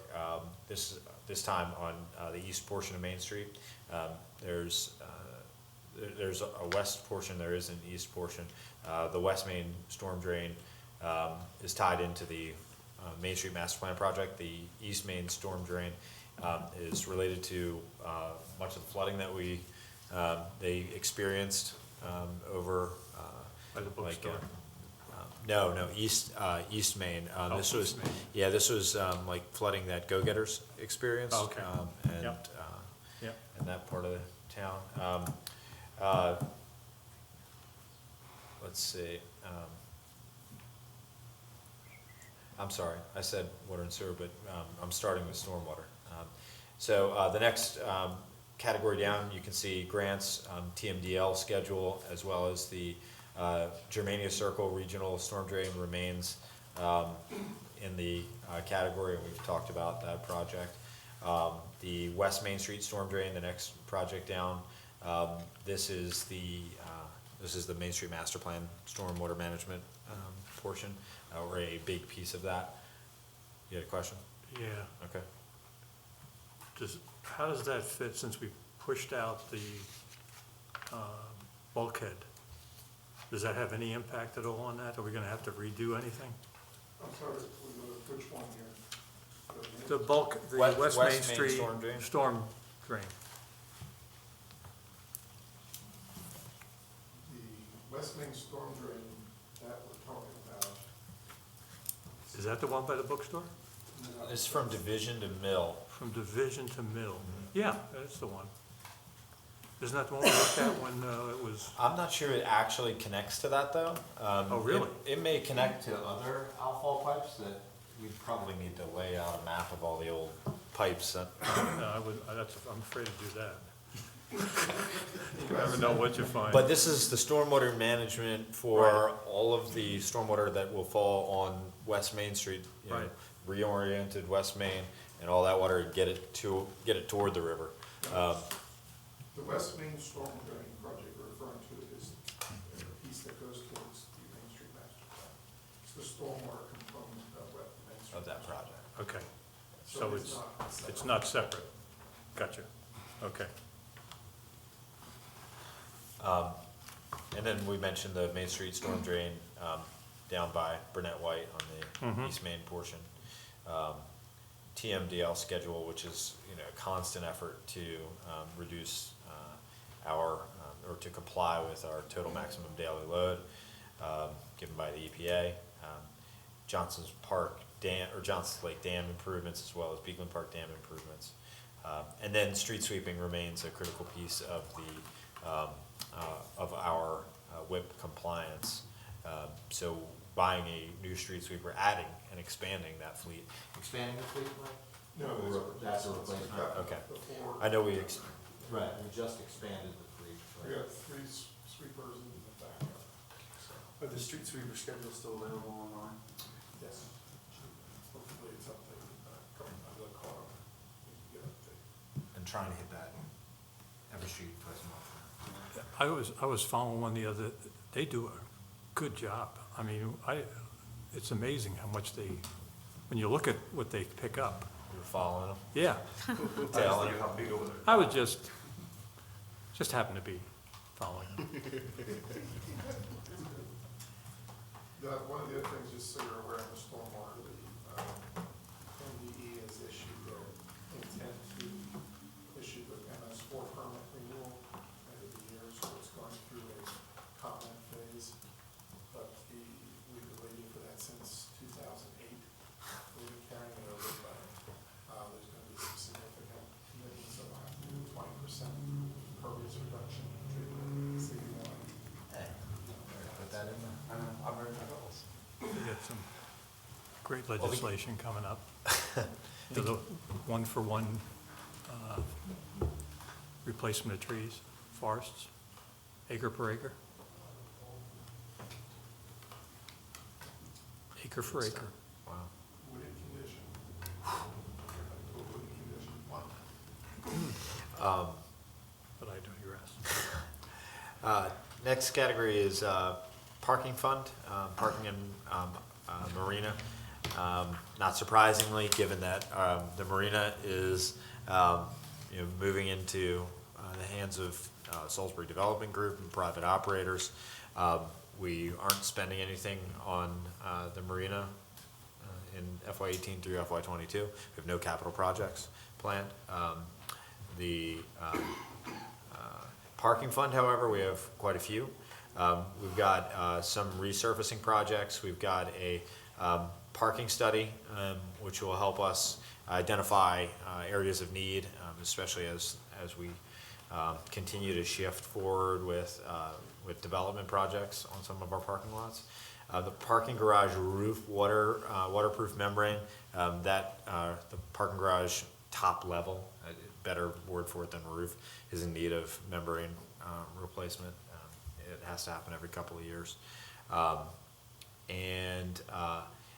New parking meters, that's integrated also in the Main Street Master Plan, but also the next line down is new parking meters for elsewhere. So we won't have, after FY '19, we won't have any more of the old style head parking meters. It'll all be the new combination meters that combine multiple into one, and then you can pay phone, credit card, or coin. And coin, right? Okay. That was one of the questions, if you could still pay by coin. The second phase of garage facade improvements, as you know, part of that is in this year's budget, FY '17, and there's a second phase in FY '19. Parking authority vehicle, and that's just a replacement of the vehicle that we've got now, which is nearing end of life, or end of useful life. Parking garage, street sweeper, again, a vehicle that's we've got just nearing end of useful life. And then parking garage updated security cameras.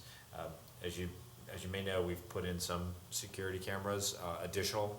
We've expanded the presence of cameras. And over the last few years, there's been improvements in lighting. There's been a variety of improvements just to increase the sense of safety and security in the parking garage.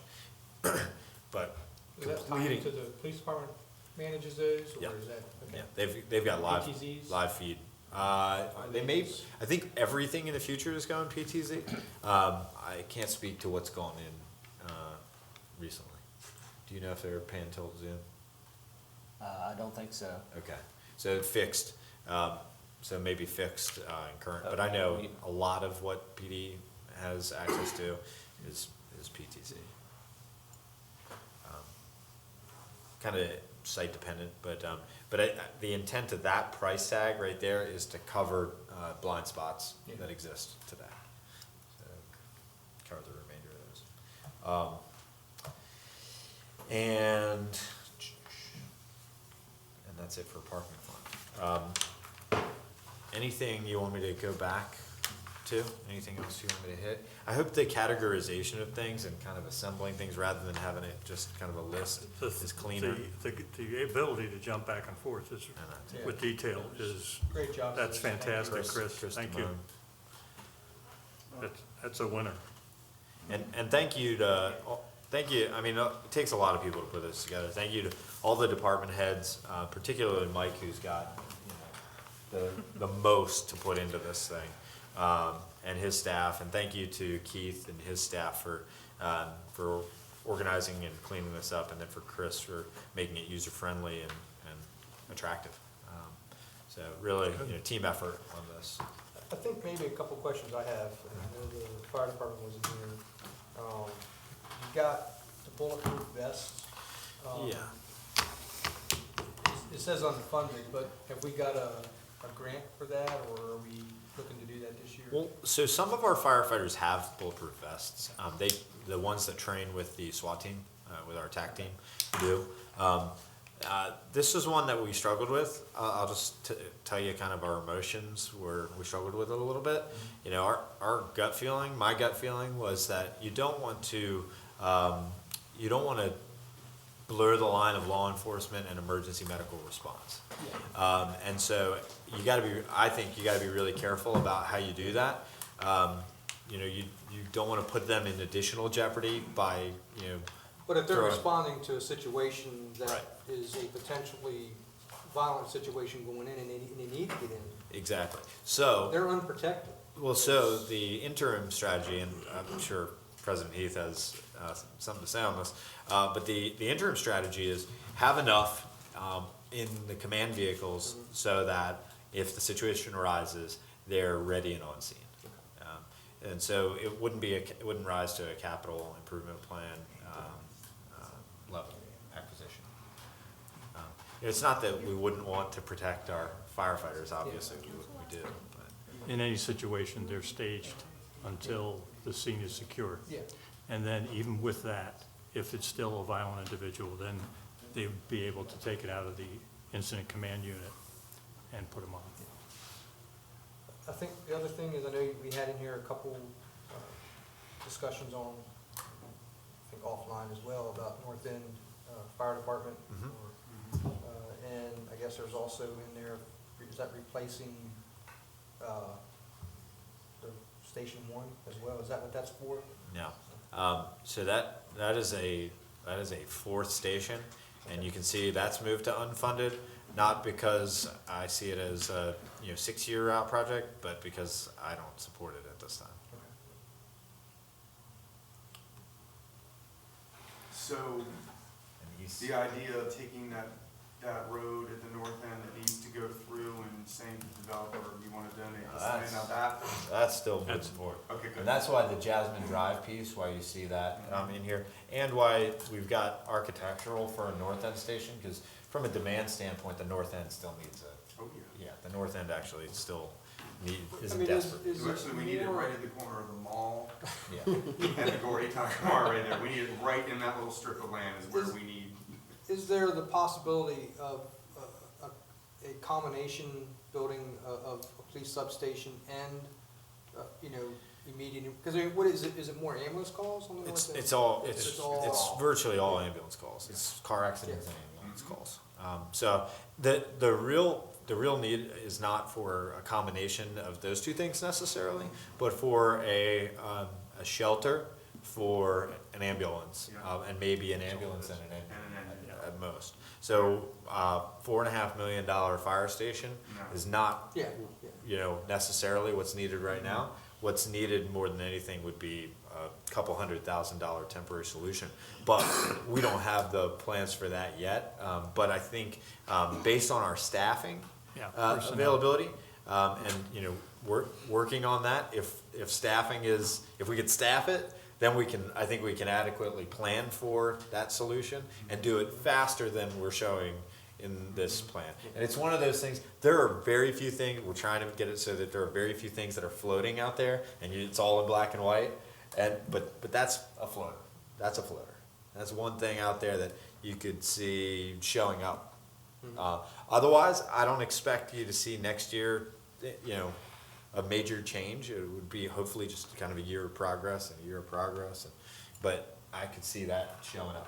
Is there anything that we can do to help get the Jasmine Drive thing, or is that just continuing negotiations with the? I think it will probably come to you before long. I really do. We're working on we're working on the. Mike got up. Yeah.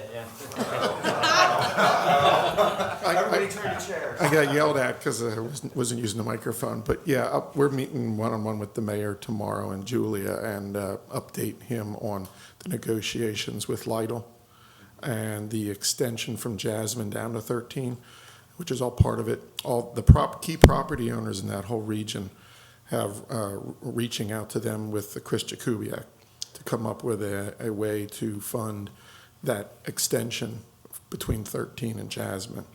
That'll provide, I think, the nucleus to get things moving in that area, and then how the city can facilitate that and participate in it. So things are moving along that line. So there will be soon things you can do.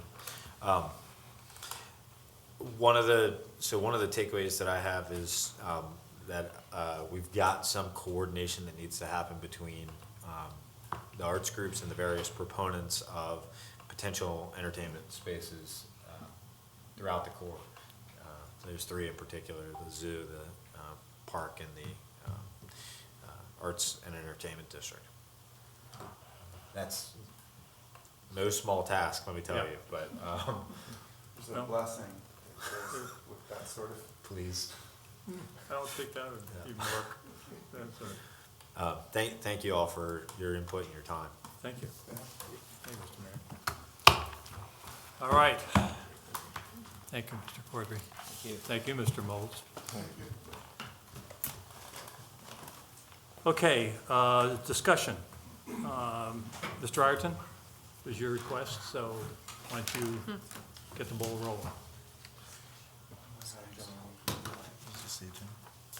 The smoking in rentals. Oh, that's right, we got, so, after Mr. Molds got up, I just completely lost myself. And he didn't ask for money. And the council president's wonderful wife walked in and I thought we were finished. See the power you have now. We did get we were asked to have a discussion about smoking in multi-family unit uses by a constituent that lived in the Newtown area. So I think we all were copied on the letter asking. I know that that particular gentleman, Mr. Rain, is with us this evening. He was quite lengthy in his email to us. So if he would like to, for the purpose of clarity, which even I would appreciate at this particular point in time, just quickly letting us know what you thought was necessary, if that's okay with you. If you could take a couple minutes just to summarize. Yeah, no, that's fine, and I really appreciate you guys having me here today. It all started when we had a new roommate move in. I live over, currently, but until tomorrow, live over on Walnut Street. And we rent from Fairfax, and we had a couple, I guess, single gentlemen who lived next to us before, and they were always kind of quiet. And then we had a new girl move in, and we started smelling cigarette smoke coming in through our ventilation system. And because the way this is one of these old houses that's been cut up into 4 apartments, inside of their apartment in their front closet is our air intake. You can see the ductwork right back behind it, even though the vent for it is in our apartment. So what happens is, after years of people moving in and out, putting things in that closet, that vent and that duct is no longer sound, so it's pulling the cigarette smoke directly out of her apartment and dumping it out of all of our registers. So we took the first civil route and went and knocked on her door, and we didn't get any response. So we wrote her a little letter explaining our situation, and then it became a little more pressing to us when we found out that my wife is pregnant. So we stepped it up a little bit more. We tried to get Fairfax involved, and they told us there's nothing in her lease that says she can't smoke in the apartment. And we were really beside ourselves because of all the dangers secondhand smoke presents, especially during the first trimester of a pregnancy. I mean, that's the most important time. So we've actually had to, undergo a move. Luckily, we had a friend who had a house that was available, and we're able to move in tomorrow. But it's a hardship that I don't think anyone should have to deal with. I mean, the state of Maryland has done a really good job of tightening up smoking restrictions statewide. You had to be 20 feet away from a building. It's public, public space. And I think that, in my previous experience as a property manager for Long and Foster doesn't allow smoking in any of their rentals whatsoever, and they voluntarily took that on. And we tried to get Fairfax to at least, put an addendum out, and they tried to tell us that they couldn't tell people they couldn't smoke, even though a simple lease addendum would have taken care of it. So I thought that it was enough of a health risk to any potential child in this town that has to live in, these multi-family units, that it's not something that I could just say, okay, well, I've gotten myself out of the situation and that's good enough for me.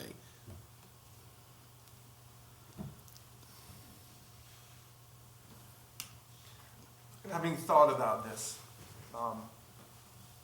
and loving freedom, like Mr. Boda, I was wondering if there might be a way to take a look at these older places and maybe require through the code that Hardy's exhaust system in his apartment has to be solely linked to his exhaust, his intake has got to be linked to only his outtake. You know what I mean? I know what you mean. Okay, cool. It's a closed And system. because I wasn't. Each living space needs to have its own closed system. Yeah, Yeah. That's basically. Right. because if somebody had a cat and I were there, that would kill me. Like, I would be very miserable all the time. I don't know. I think barring the discussion of saying you can't smoke in the house next door, which I don't think anybody's going to be able to do. The question really comes down to is what's the housing stock look like? Do we have anybody else who has these issues? And there was one other thing, I know I can't remember what it was. I mean, I lived in Mill Pond Village for a year with my wife, and, you know, the issue with some of these newer apartment buildings is not necessarily that. It's the fact that if somebody's flushing the toilet upstairs in the middle of the night, it comes down your wall if you're in the middle. Right. And then the person down on the bottom, who, you know, so some of these, it's paper walls, but in this situation, it's I wish where- Mr. Tillman were still here. I know that to ask him if there's any. We can call. He said he's on call. We can also ask MML to research it. That's a Yeah, I very think great that would idea. be my, You know what MML is? Yes. Okay. that would be my recommendation, Okay, because. see if we have other things that have Yeah. that Because there might be something already in place. and we don't need to reinvent the wheel if they've already done it. Right. There's a phrase that, when our friends from Estonia were here, that they used frequently in reference to something, and I didn't think about it until now. You know, they talked frequently about how one of their basic human rights in their country and their constitution is Wi-Fi. And I think if there's a place in this world where you can consider Wi-Fi a basic human right, clean air ought to be, you know, a pretty basic right as well. So, you know, you think about the basis of that, and I just wonder if there isn't a way to back from that to, well, how do we transition and make it so that these structures, you know, that modifications are made so that these structures do comply with whatever standard we set, saying, you know, we expect that, you know, your decision to smoke and right to do so in your home doesn't negatively impact your next door neighbor. You know, and in those cases where it is one building, it's going to require perhaps some modifications. But most of the modern units are closed-loop systems, where it's just your stuff that's going back and forth.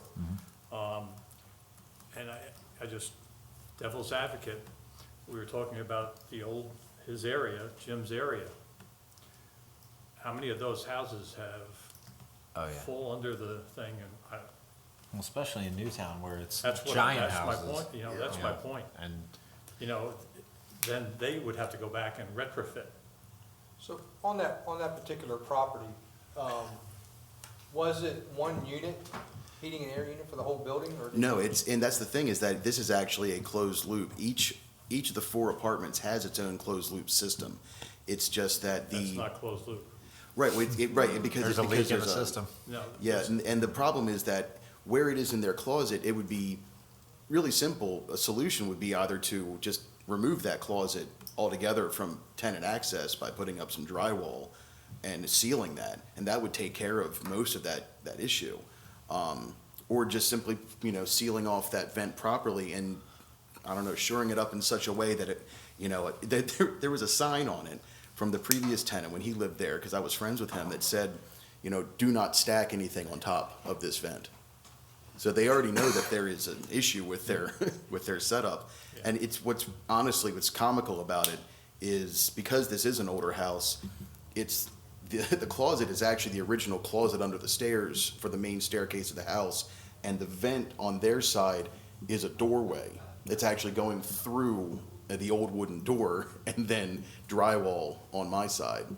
And it's, you know, it's very typical of these multifamily units over there in Newtown, but it's, you know, years of disrepair. I mean, before Fairfax owned it, it was Advanced Property Management, and, you know, I knew him a little bit back in the day, and those houses, they have not been properly maintained over the years. You know, the outside stuff looks good to code, and, you know, it meets the bare minimum for NSCC, but it's not, you know, it's just not well enough for this kind of tight system. Well, I think the mayor's got the right idea. We should contact MML, see what their see what the recommendation is, and then we'll See we'll what handle others it have again, done. Put it back on the agenda. Okay? Cool, thank you very much. All right, thank you. And congratulations. Yes. Oh, yeah, Mazel tov. His wife's here all the time at the meetings. So. Anything else for good of the order? Hearing none, we are adjourned.